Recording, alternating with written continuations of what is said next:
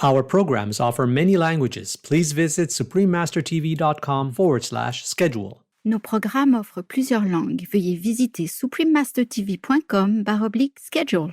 Nuestros programas ofrecen varios idiomas. Visiten suprememastertv.com/schedule. हमारे कार्यक्रम पेश किए जाते कई भाषाओं में कृपया देखें suprememastertv.com/schedule. Let him not say that he knows better than his master, for he only holds a candle in sunshine. Please continue watching to find out more.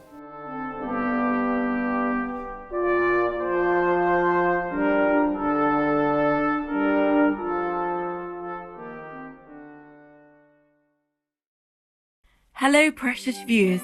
I am Betty. The amiable people of Gibraltar appreciate your determination to help this world to soon become a vegan paradise. May your noble endeavours be ever strengthened in heaven's boundless love.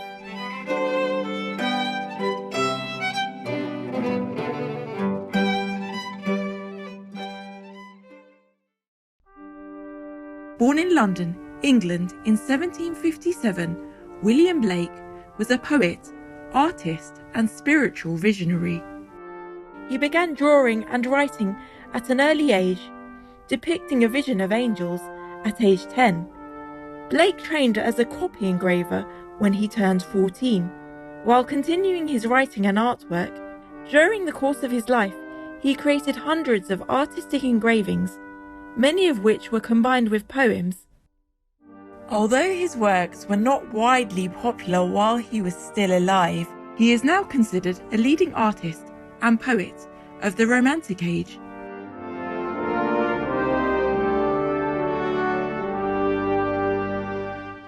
William Blake was also an inventor. He created an engraving technique known as relief etching. This approach gave rise to what he referred to as illuminated printing, which combines art and print to create beautifully hand-etched manuscripts. English author Alexander Gilchrist stated in his book Life of William Blake, 1863, that Blake neither wrote nor drew for the many, rather for the children and angels, himself a divine child whose playthings were sun, moon and stars, the heavens and the earth.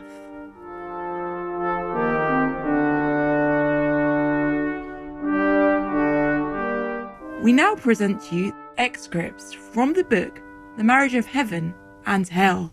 In this book, William Blake explores the extremes of opposing forces, also known as spiritual duality. He describes good and bad as simply being different types of energies. Blake also maintains that both are necessary for human existence. As he says, without countries is no progression. The reader is thus invited to reflect upon the true nature of these opposites and to even transcend their apparent duality.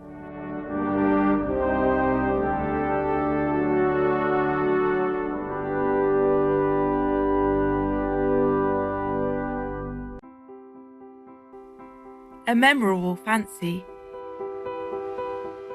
An angel came to me and said, "O pitiable, foolish young man, O horrible, O dreadful state, consider the hot, burning dungeon thou art preparing for thyself to all eternity, to which thou art going in such career." I said, "Perhaps you'll be willing to show me my eternal lot, and we will contemplate together upon it, and see whether your lot or mine is most desirable." So he took me through a stable, and through a church, and down into a church vault, at the end of which was a mill. Through the mill we went, and came to a cave. Down the winding cavern we groped our tedious way, till a void, boundless as a nether sky, appeared beneath us.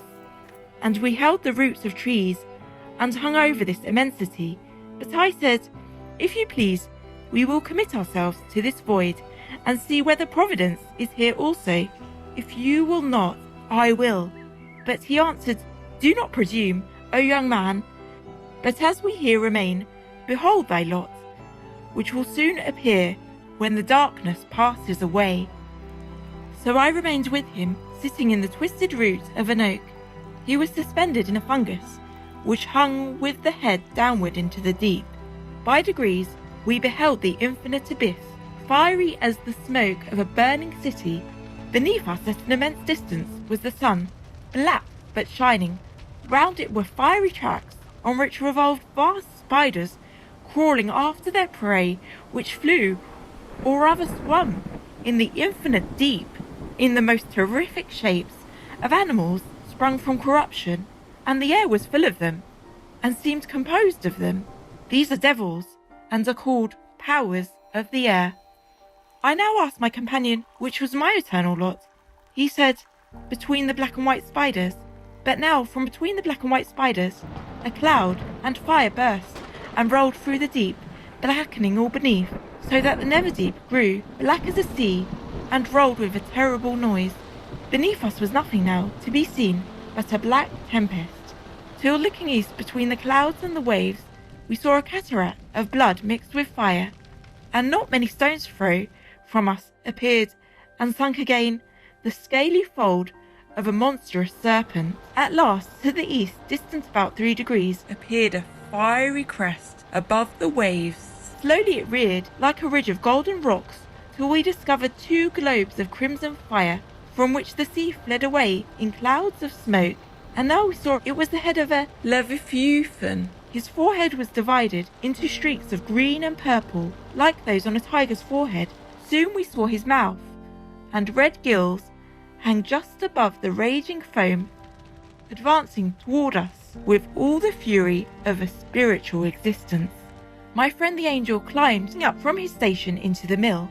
I remained alone, and then this appearance was no more, but I found myself sitting on a pleasant bank beside the river by moonlight, hearing a harper who sang to the harp, and his theme was, "The man who never alters his opinion is like standing water, and breeds reptiles of the mind."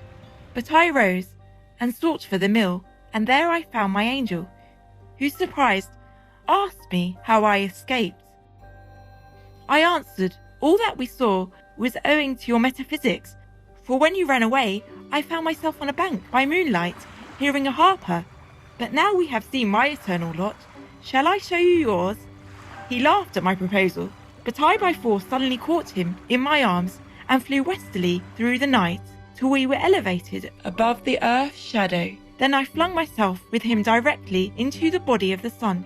Here I clothed myself in white, sank from the glorious climb, and passed all the planets till we came to Saturn. Here I stayed to rest, and then leaped into the void between Saturn and the fixed stars. Any man of mechanical talents may, from the writings of Paracelsus or Jacob Behmen, produce 10,000 volumes of equal value, and from those of Dante or Shakespeare an infinite number. But when he has done this, let him not say that he knows better than his master, for he only holds the candle in sunshine.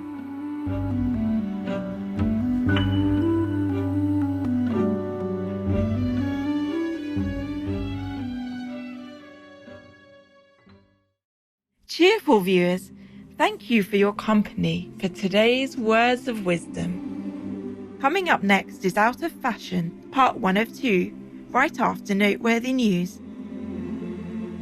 May we convey our compassion for all beings in the wondrous mercy of the divine.